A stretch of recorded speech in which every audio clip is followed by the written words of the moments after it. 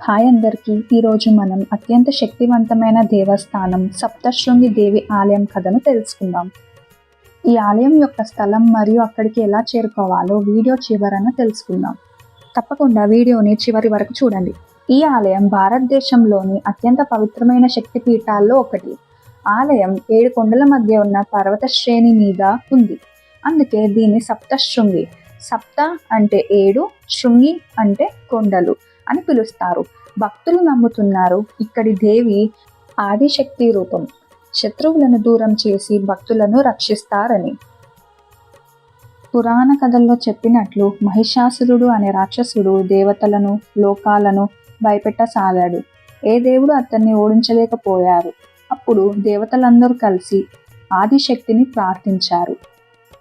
ఆ ప్రార్థనలకు స్పందించిన అమ్మవారు సింహంపై సవారిగా ఈ కొండపైకి 16 చేతులతో వచ్చినట్లు పురాణాల్లో చెబుతున్నాయి. ప్రతి చేతిలో శక్తివంతమైన ఆయుధంతో అమ్మవారు మహిషాసురుడితో 9 రోజులు 9 రాత్రులు భయంకరమైన యుద్ధం చేశారు. చివరికి అమ్మవారి శక్తి ముందు చెడు నిలబడలేకపోయింది. మహిషాసురుడు సంహరించబడ్డాడు.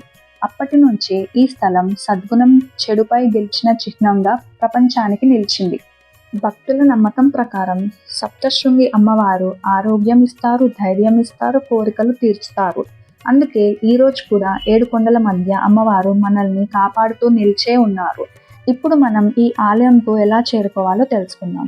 ఈ ఆలయం మహారాష్ట్ర రాష్ట్రంలో నాసిక్ జిల్లాలోని వాణి గ్రామం సమీపంలో ఉన్న నందూరి కల్వాన్ తాలూకాలో ఉంది. నాసిక్ నుండి దూరం సుమారు 60 కిలోమీటర్లు. కారు ద్వారా సుమారు 15 నుంచి 2 గంటల ప్రయాణం. ప్రధాన ఆలయానికి చేరుకోవడానికి 2 మార్గాలు ఉన్నాయి. మెట్లు సుమారు 510 మెట్లు ఎక్కాలి.